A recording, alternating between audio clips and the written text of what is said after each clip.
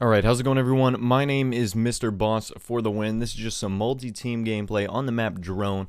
Anyways, today I'm going to be talking about, a few things regarding the Revolution DLC, more particularly the maps and what I think about them. So yesterday a trailer came out. I'm not going to, re-upload that for you. You can go see it yourself. Anyways, trailer came out and it basically gave us a better look at all the maps. So I'm gonna put a picture on the screen whenever I start talking about every map, and just give you an idea of what they're talking about. So the first one is Mirage.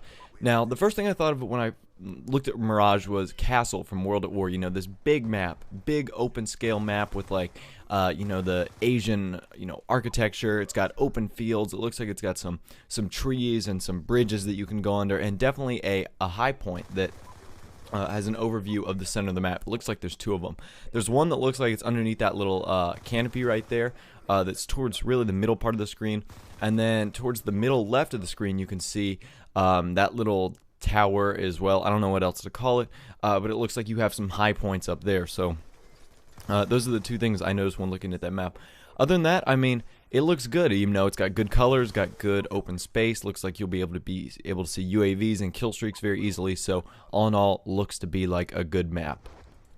Alright, the next map we're going to be looking at is actually the first snow map introduced into the Black Ops 2 game, called Downhill. Downhill takes place at a ski resort with a cabin up top, and the first thing I originally thought of was Estate from Modern Warfare 2. Now, while Estate wasn't a snow map, and while it didn't have a giant, gondola going through the middle, it did have a cabin that was controlling the upper tier of the map. Now, I think this is going to be a very interesting map. From the pictures I've seen, it doesn't look like there's snow flying around. It's a very crisp and clean snow map. It's so easy to do things wrong on a snow map because you're already taking so many steps back.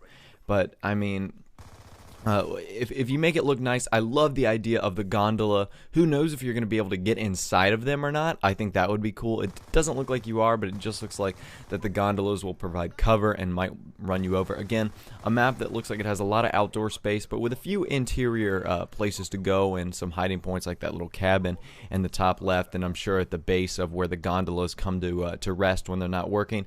So that looks like a spot for that. But anyways, it looks like a good map. Let's get on to the other ones. Alright, so this next map is actually a smaller map, probably the smallest one that will be put into Black Ops 2, other than maybe Hijacked, I would say, is Grind, a skate park that takes place in Venice, California. Another outdoor. This one looks completely outdoor. There might be like a little ramp that you could go under, maybe a little cubby or hideaway, but other than that, I don't see too much, going on cover wise. This looks all outdoors, all tight corridors, all tight spaces, narrow choke points, and kill streaks look to do very well on this map, considering it's outside and a small map, no real places to run and hide. So that's going to be one of those dominant high score maps. I'm predicting it right now. Other than that, I think it's awesome. Let's get on to the last map. Alright, so this last map I am going to take a little bit longer dissecting and telling you what I think about it. So the last map is Hydro. Now, Hydro is the only map that's got me a little bit worried. It looks like a pretty large map, and by the trailer, if you watched it yesterday, it does have like an upper level and a lower level. It kind of reminds me of a Halo map. For whatever reason, I look at the gray colors or whatever, I see a Halo map. Nothing wrong with that, but that's just what I see. So, anyways, this is the first map where players really have a control and impact on how the map is played. Now, David Vonderhaar made a huge point to mention, hey, if you flip a switch, water is going to rush through the center of the map, and it's essentially going to neutralize and take out that entire section of the map. That section of the map is going to be unusable for a portion of time.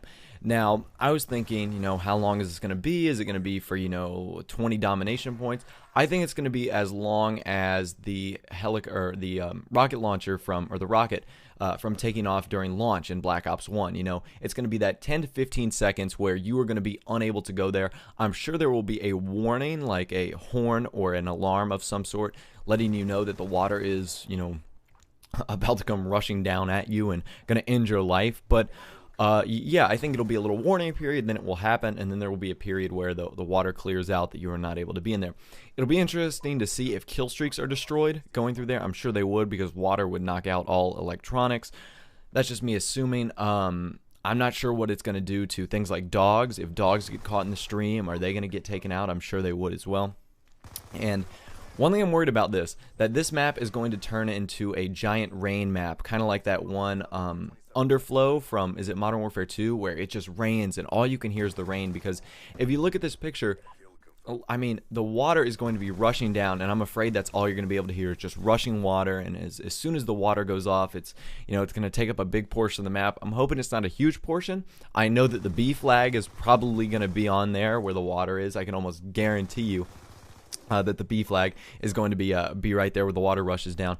And another thing that I'm kind of worried about is, how it's going to affect the play. Is it going to be one of those annoying things like launch?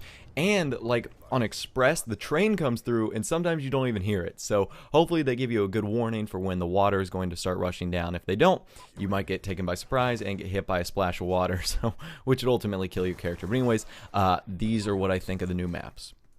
Alright guys, if you've enjoyed this video, I would love a like on the video. Lets me know your support and lets other people find the videos, which is awesome. But if you're new, subscribe. I would love to have new subscribers as well. But other than that, have a nice day, take care, and I'll see you guys in the next video.